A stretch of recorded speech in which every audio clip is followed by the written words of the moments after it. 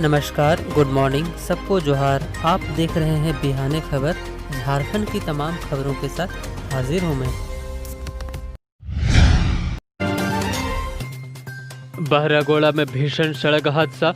Overtake के दौरान trailer में घुसी कार, एक महिला समेत 5 की हुई मौत। जी हां, बहरागोड़ा थाना क्षेत्र के मटियाल स्थित नेशनल हाईवे 49 पर शुक्रवार दोपहर 3:30 बजे एक सड़क हादसे में कार सवार 3 लोगों की मौके पर ही मौत हो गई, जबकि 2 लोगों की अस्पताल में इलाज के दौरान मौत हुई है। कार सवार एक 9 वर्षीय बच्चा जिंदा बचा है। घायलों में महिला और उसके बड़े बेटे की हालत गंभीर थी, जबकि छोटे बेटे को मामूली चोट लगी है। गंभीर घायलों को एमजीएम हॉस्पिटल में रेफर कर दिया गया है, जहां उसकी मौत हो गई है। उधर घटना की सूचना के बाद मौके पर पहुंची पुलिस ने तीनों शव को पोस्टमार्टम के लिए भेज दिया है। प्रत्यक्षदर्शियों के मुताबिक कार के आगे चल रही ट्रेलर से ओवरटेक करने के चलते ये हादसा हुआ है। मृतकों की पहचान कार चालक हल्दिया पश्चिम बंगाल निवासी राजू नायक, यूपी के फतेहपुर निवासी राजकुमार मौर्य, उनके दोस्त और उनकी पत्नी सहित उनके बेटे जो कि 14 वर्ष के थे हुई है। हालांकि राजकुमार मौर्य के 9 साल का अभिलोक मौर्य सुरक्षित है। शशि और आलोक मौर्य की हालत गंभीर थी, जबकि अभिलोक मौर्य को मामूली चोटें आई थीं। जानकारी के मुताबिक राजकुमार मौर्य हल्दिया में किसी कंपनी में काम करता है। बुधवार सुबह वह किराए पर अर्टिगा कार लेकर पत्नी और बच्चों को यूपी के फतेहपुर से लाने गया था। कार में राजकुमार के अलावा ड्राइवर और राजकुमार का दोस्त भी सवार था। वे गुरुवार को दोपहर में फतेहपुर पहुंचे और थोड़ी देर बाद हल्दिया के लिए निकल गए। बताया जा रहा है कि बहरागोड़ा में मटियाल के पास कार के आगे ट्रेलर और ट्रेलर के बगल में ट्रक चल रहा था। इस दौरान अर्टिगा के चालक ने बाएं से ओवरटेक करना चाहा, लेकिन आगे किसी जानवर के आ जाने से उसका बैलेंस बिगड़ गया और कार ट्रेलर के बीच से जाकर घुस गई। हादसे में कार के चालक राजू नायक, राजकुमार मौर्य और राजकुमार के दोस्त की मौके पर ही मौत हो गई। हादसे के बाद कार भी बुरी तरह से क्षतिग्रस्त हो गई थी। कार चालक और राजकुमार मौर्य के दोस्त की लाश बुरी तरह कार में फंस गई थी। हादसे के बाद स्थानीय लोगों की मदद से पहले घायलों को एमजीएम हॉस्पिटल भिजवाया गया। इसके बाद क्रेन मंगवाया गया और फिर कार को साइड रखा गया। करीब 1 घंटे की मशक्कत के बाद राजकुमार मौर्य के दोस्त और कार चालक का शव बाहर निकाला जा सका। एक सप्ताह के अंदर जारी होगा झारखंड में इंटर का भी रिजल्ट जारी करने की सारी तैयारियां पूरी। झारखंड एकेडमिक काउंसिल मैट्रिक के बाद अब इंटर का रिजल्ट निकालने की तैयारी में है। जैक ने इंटर साइंस और कॉमर्स का मूल्यांकन कार्य पूरा कर लिया है। साथ ही इन दोनों संकायों का रिजल्ट भी तैयार कर लिया गया है। जैक के अनुसार इंटर का रिजल्ट अगले 7 दिनों के अंदर किसी भी दिन जारी कर दिया जाएगा।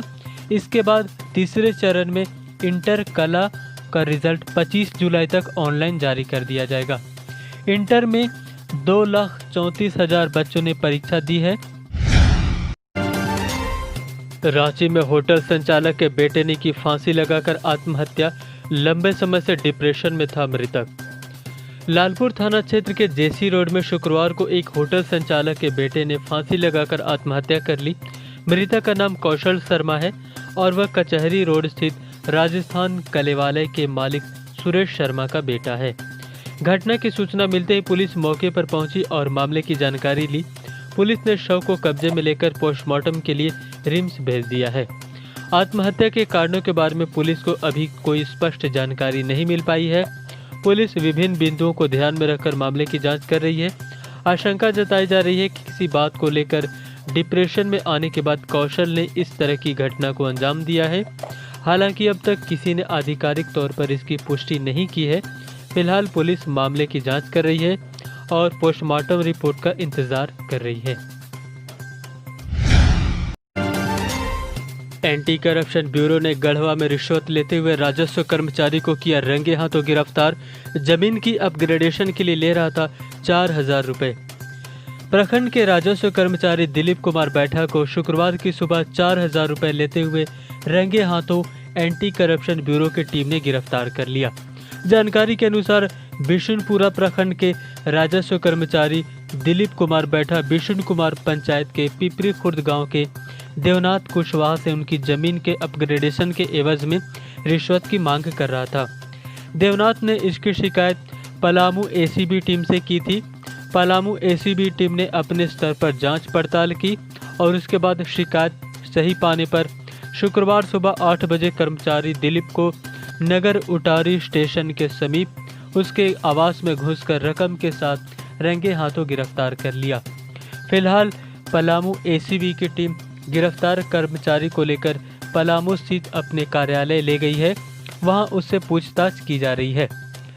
गिरफ्तार कर्मचारी दिलीप कुमार बैठा पलामू जिले के विश्रामपुर थाना के लालगढ़ विहार का रहने वाला है। प्रखंड में इससे पहले 6 अक्टूबर 2015 को प्रखंड के ही राजस्व कर्मचारी राजकुमार साहू को भी 5,000 रुपये रिश्वत लेते हुए निगरानी की टीम ने गिरफ्तार किया था। हाई स्कूलों में अब होगी हेल्थ केयर की भी पढ़ाई। 9वीं और 11वीं की कक्षाओं में होगा 40-40 बच्चों का एडमिशन। जी हां, स्कूली शिक्षा एवं साक्षरता विभाग ने हेल्थ केयर विषय को प्रमोट करने और छात्र छात्राओं को इसकी ओर आकर्षित करने की योजना बनाई है। वर्तमान परिस्थितियों में जिस प्रकार हेल्थ केयर के प्रति लोगों की दिलचस्पी बढ़ी है तथा इसकी आवश्यकता महसूस की गई है, उसे देखते हुए राज्य सरकार ने हाई स्कूलों में इसकी पढ़ाई करने की व्यवस्था शुरू करने की कवायद की है। राज्य परियोजना निदेशक उमा शंकर सिंह ने व्यावसायिक शिक्षा के अंतर्गत हाई स्कूलों में हेल्थ केयर कोर्स शुरू करने का निर्देश दिया है। मीडिया एंड एंटरटेनमेंट ट्रेड में 11वीं कक्षा में नामांकन होगा। वहीं इन ट्रेडों में 40-40 बच्चों का एडमिशन हो सकेगा। एसपीडी उमा शंकर सिंह ने 9 जुलाई को सभी जिला शिक्षा पदाधिकारियों और जिला कार्यक्रम पदाधिकारियों को इस संबंध में अवगत कराते हुए आवश्यक कदम उठाने का निर्देश दिया है। गौरतलब है कि 25 जून को भी इस संबंध में एसपीडी उमा शंकर सिंह के साथ इन स्कूलों के प्राचार्यों की एक ऑनलाइन बैठक हुई थी।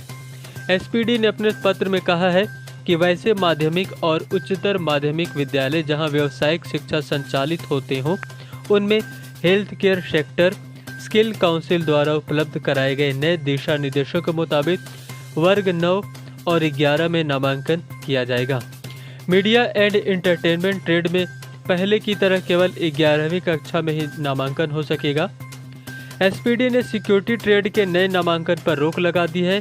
उन्होंने कहा है कि भारत सरकार ने सिक्योरिटी ट्रेड में परिवर्तन करके उसे इलेक्ट्रॉनिक एंड हार्डवेयर से परिवर्तित कर दिया है। नए सत्र 2020-21 में इलेक्ट्रॉनिक एंड हार्डवेयर ट्रेड में वर्ग 9 में नामांकन हो सकेगा। एसपीडी उमा शंकर सिंह ने निर्देश दिया है कि हर ट्रेड के लिए अलग अलग प्रयोगशाला भवनों का निर्माण किया जाएगा। जहां पर वर्ग कक्ष की कमी है, वहां पर एक ही कमरे में 2 अलग अलग प्रयोगशालाएं बनाई जा सकती हैं। वहीं जिन स्कूलों को क्वारंटाइन सेंटर बनाया गया है, वहां पर निर्माण के पहले जिला उपायुक्त से अनुमति लेना जरूरी होगा। प्रधानमंत्री आवास योजना ग्रामीण के क्रियान्वयन में झारखंड देश भर में अव्वल, टॉप 10 में झारखंड के 9 जिले शामिल। प्रधानमंत्री आवास योजना ग्रामीण में झारखंड ने पूरे देश में बेहतर प्रदर्शन कर दिखाया है। झारखंड के जिले देश के अन्य जिलों से अव्वल रहे हैं। झारखंड के 2 जिले क्रमशः रामगढ़ और जामताड़ा पहले और दूसरे स्थान पर रहे हैं। वहीं देश के टॉप 20 जिलों में झारखंड के 9 जिले शामिल हुए हैं। इससे बड़ी उपलब्धि मानी जा रही है। अफसरों का कहना है कि लॉकडाउन की अवधि में भी झारखंड में बेहतर काम हुए हैं। आवास निर्माण से लेकर सारे चीज़ों में झारखंड का प्रदर्शन अच्छा रहा। भारत सरकार के ग्रामीण विकास मंत्रालय के परफॉर्मेंस इंडेक्स में झारखंड के इन जिलों को दर्ज किया गया है। इन 2 जिलों के अलावा बोकारो, पलामू, गिरिडीह, खूंटी, सरायकेला खरसावां, पश्चिमी सिंहभूम और सिमडेगा देश के सर्वश्रेष्ठ 20 जिलों में शामिल हैं। इन जिलों में पीएम आवास योजना का परफॉर्मेंस काफ़ी अच्छा पाया गया है। झारखंड में फिर 156 नए कोरोना मरीजों की पुष्टि, कुल मरीजों का आंकड़ा बढ़कर हुआ 3,518। झारखंड में हाल के दिनों में तेजी से नए कोरोना मरीजों के मिलने के क्रम ने संक्रमण के फैलने की रफ्तार बढ़ा दी है। झारखंड में लगातार चौथे दिन 100 से ज्यादा कोरोना मरीजों की पहचान हुई है। शुक्रवार को कुल 156 नए कोरोना मरीजों की पहचान हुई। स्थिति यह है कि अब तक 14 से 17 दिनों में ही 1000 मरीज मिलने लगे हैं, जबकि पहले 1000 के आंकड़े तक पहुंचने में झारखंड को 47 दिन लगे थे।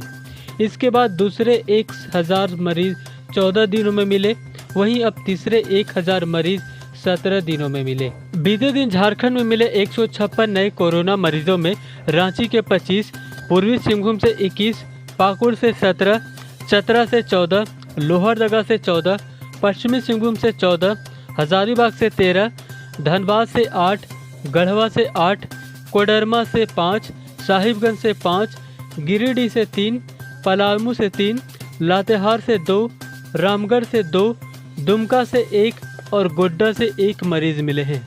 वहीं शुक्रवार को 14 मरीज स्वस्थ हुए।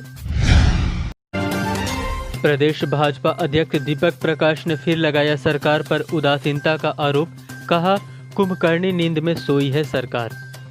प्रदेश भाजपा अध्यक्ष दीपक प्रकाश ने आरोप लगाया है कि झारखंड के विकास को लेकर मुख्यमंत्री हेमंत सोरेन पूरी तरह से उदासीन हैं। केंद्रीय योजनाओं को धरातल पर उतारने में उनकी कोई दिलचस्पी नहीं है। राज्य सरकार कुंभकर्णी नींद में सोई है। भाजपा सकारात्मक विपक्ष की भूमिका निभाना चाहती है, पर सरकार न तो उसमें कोई परामर्श करती है, न ही उसके सुझावों को सुनती है और न ही किसी पत्रों का जवाब ही देती है।